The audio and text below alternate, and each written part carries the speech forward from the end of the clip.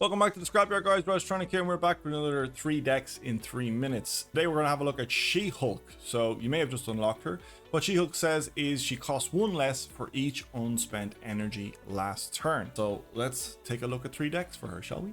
First up is very much a swarm style deck where you have a lot of cheap cards, which means you will be probably not spending all your energy. You have Iceman, Sunspot, Ant-Man, Angela obviously is in there, armor maybe to protect those 1-drops against a Killmonger play, Goose to lock down a lane, cheap stuff. If you've got Sunspot, Ant-Man, Angela and Goose in a lane, potentially you're getting a lot of power there that your opponent can compete with. Mojo is in there as well, Mysterio, Bishop. As you're playing a lot of cards, Bishop will hopefully get very, very big. And then to top it off, you have She-Hulk, which will hopefully get cheaper over time with Dracula and then Infinite as well. This could be a really fun deck to try out and I'm looking forward to it.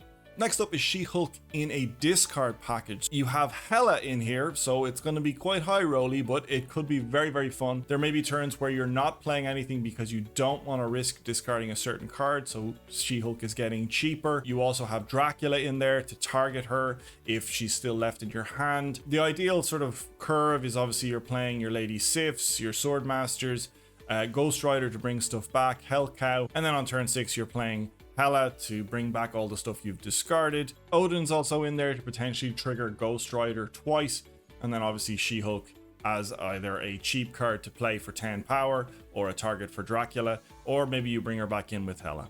Lastly, we're putting She-Hulk in the sort of Death Wave package.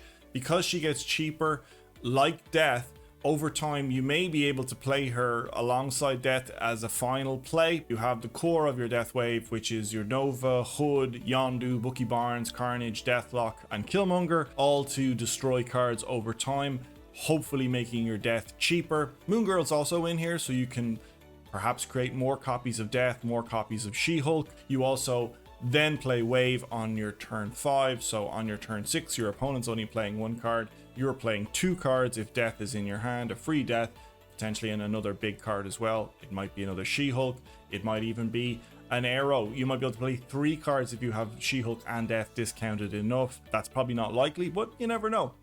Arrow's also in here as a nice finisher as always, just to disrupt your opponent. I'm definitely looking forward to playing a deck just like this. And there you have it, 3 decks in 3 minutes. Let me know in the comments down below if you like these decks, if you're going to give them a try, or you have a different version. As always, hit the like and subscribe button if you want to see more Marvel Snap content. Alright, see you in the next one.